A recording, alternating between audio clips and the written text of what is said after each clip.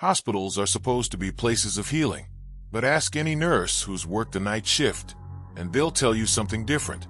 Between the hours of midnight and 4 a.m., something changes in those halls. The patients get quieter, the shadows get longer, and sometimes something walks those corridors that has no business being there. Tonight, we have stories about a nurse's, and the nights she will never forget. Turn off your lights, and whatever you do, don't fall asleep. The patient in room 412. It was 3:17 a.m. when Maya first noticed that room 412 had a light on. That shouldn't have been possible. Room 412 was empty. It had been empty for 11 days. Ever since Mr. Gerald Hooper, a 73-year-old retired schoolteacher, had passed away quietly in his sleep. No family present, no dramatic final words, just a slow exhale, and then nothing. Maya had been the one to note the time of death. She'd been the one to fold his hands across his chest and pull the sheet up to his chin. She remembered thinking he looked peaceful. She remembered hoping someday she would go that way too. Now, standing at the nurse's station on the 4th floor of Meridian General Hospital, Maya stared down the long corridor at the faint yellow glow bleeding out from under the door of room 412, and she felt something cold move through her that had nothing to do with the air conditioning.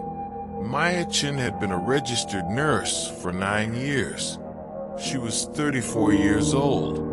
She had a daughter named Lily who was 7, a cat named Biscuit who was 14 and grumpy about it, and an ex-husband who called too often and said too little. She worked nights because the differential pay made the difference between Lily's ballet lessons and not.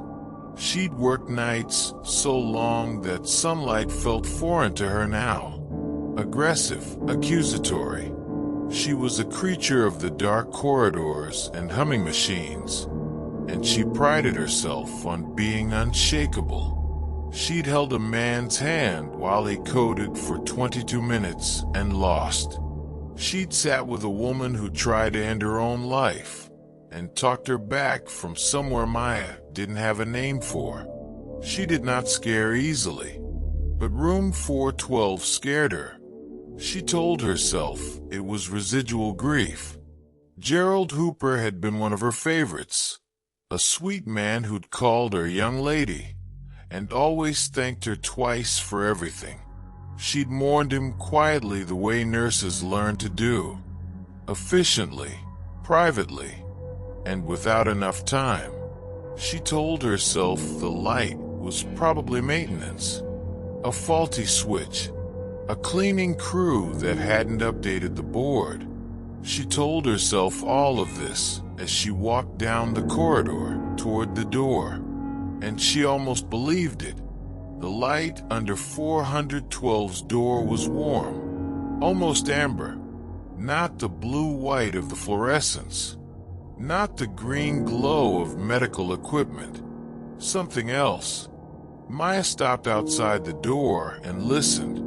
Silence. Then, so faint she thought she'd imagined it, the sound of a television, a very old television, that particular fuzzy, low-fidelity sound of something playing on a set with bad reception. Words she couldn't quite make out. A laugh track, maybe. Something from another era. Maya pressed her hand flat against the door. She could feel the vibration of it. Subtle, real. She knocked twice. Standard protocol. Hello? Housekeeping. This room should be unoccupied. Is anyone in there? The sound stopped. Perfect, immediate silence. Maya stood with her hand on the door handle for what felt like a long time. Then she turned it and pushed the door open. The room was empty. Of course it was empty. The bed was stripped to its plastic mattress cover. The way they always left rooms between patients. The chair in the corner sat at its usual angle. The monitor was dark and unplugged, its screen a blank gray eye. The window showed the parking lot below, amber-lit and still.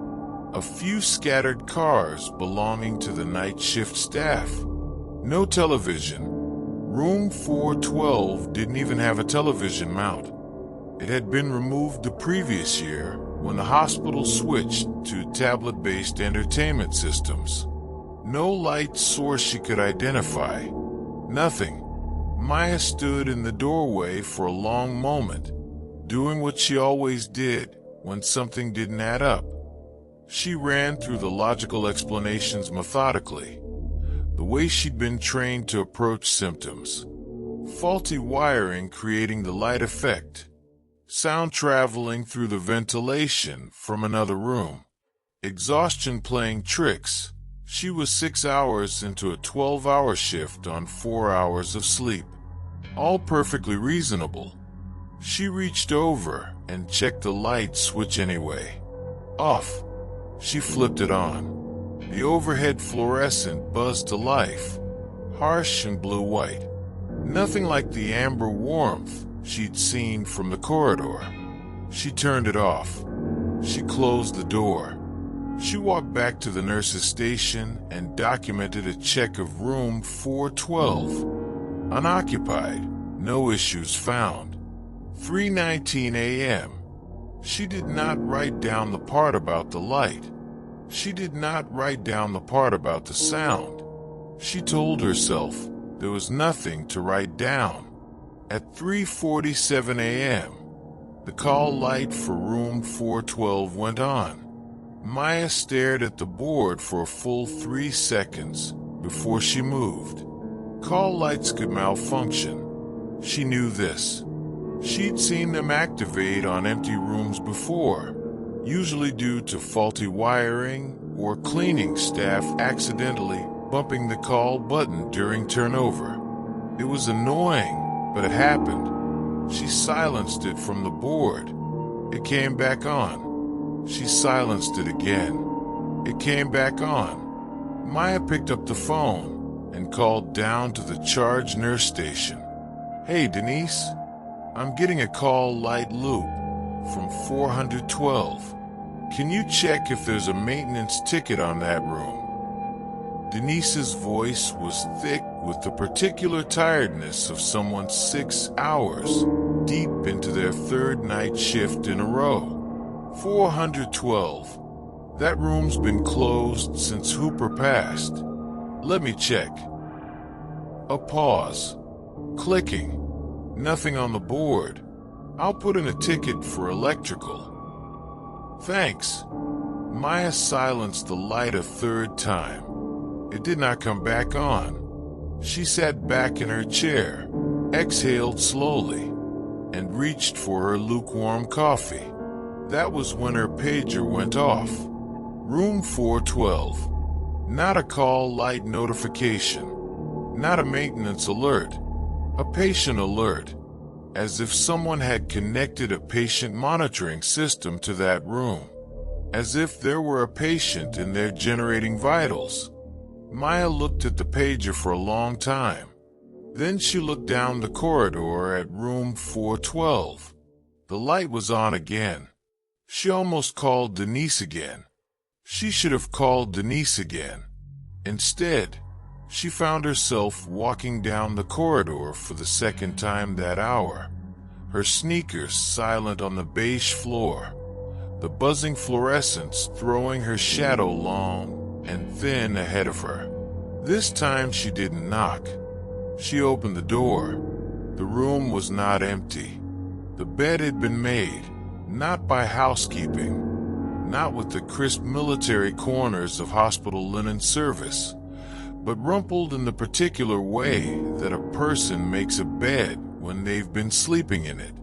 A dent in the pillow, covers folded back to one side, and on the wheeled bedside tray, which had been folded and pushed against the wall the last time I had checked, there was a glass of water and a small leather-bound book. Maya crossed to the tray in 3 steps. Her hands were shaking slightly. She noticed this the way you notice weather, clinically, from a distance. The book had no title on the cover. She opened it. It was a journal. The handwriting was small and meticulous. The handwriting of a teacher, she thought. Someone who'd spent decades making sure their letters were legible to 22 children at a time. The most recent entry was dated 11 days ago, the day Gerald Hooper had died. Maya read, "Room is comfortable. Night nurse came to check on me. The young one, Chen. Good girl. Works too hard. I hope she knows she's appreciated. I hope they all know. I think sometimes people in places like this, they feel invisible. They shouldn't. Anyway, tired now. Going to sleep." Maya stood holding the journal for a very long time. There was a sound behind her. She turned. The room was empty. The bed was stripped to its plastic mattress cover. The tray was folded against the wall. The glass of water was gone. The journal was gone. She was holding nothing. Her hands were empty.